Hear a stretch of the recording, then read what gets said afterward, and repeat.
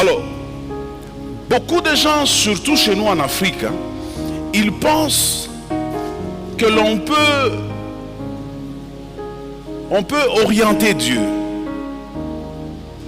On peut donner une direction à Dieu. Bien-aimé dans le Seigneur, un homme ne peut pas orienter Dieu. Qui qu'il soit, quelle que soit son altitude, quel que soit son niveau avec Dieu, quelle que soit la profondeur de sa relation avec Dieu, quelles que soient les tonnes de prières qu'un homme peut faire, un homme ne peut pas orienter Dieu.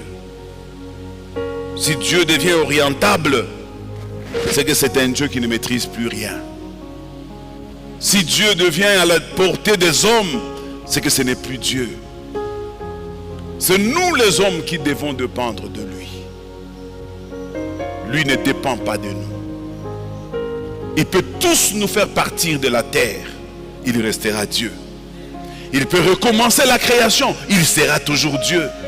Même s'il n'y a aucun habitant sur la terre qui respire du haut des cieux, il est Dieu. Et est-ce qu'il a besoin de nous, Dieu, pour être Dieu?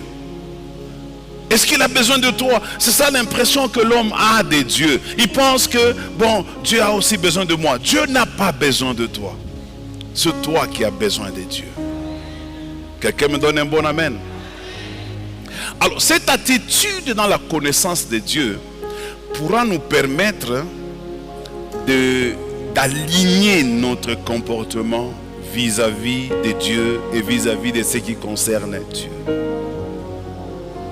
David dit, je suis dans la joie quand on me dit, allons dans la maison de l'Éternel. Comment exprimer cette joie de David? Simplement parce qu'on lui dit d'aller dans la maison de l'Éternel. David n'était pas un prédicateur. David ne faisait même pas partie de la chorale de l'église. David n'était pas modérateur, n'était pas ancien de l'église. Quelle est cette joie que David avait quand on lui dit d'aller dans la maison de l'Éternel? David connaissait ce que certains parmi nous ne connaissent pas encore.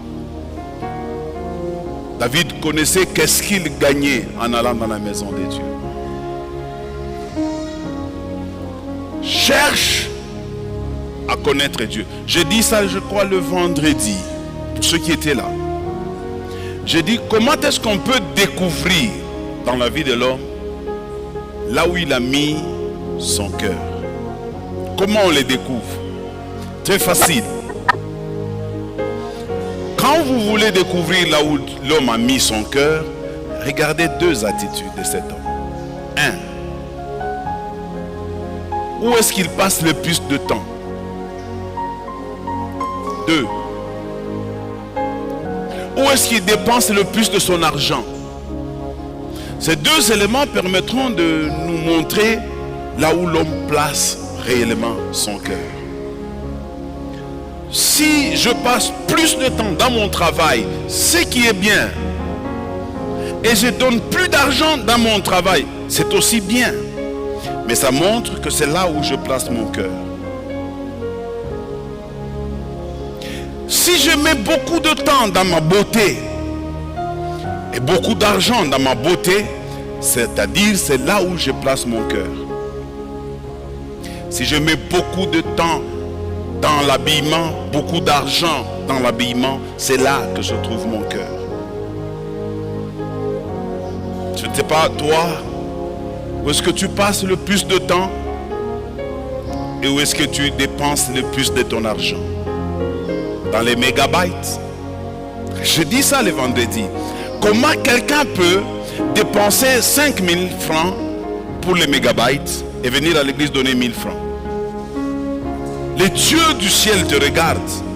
Tu gardes bien. Tu ne veux pas manquer les mégabytes. J'ai vu un jour la femme de quelqu'un qui appelle son mari. Et son mari était avec moi.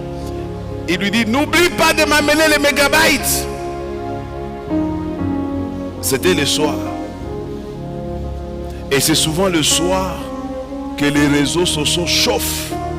Lorsque tout le monde est chez lui à la maison. Tout le monde est branché. Tout le monde veut être connecté. Tout le monde ne veut pas manquer une nouvelle, un événement. Où est-ce que tu places réellement ton cœur?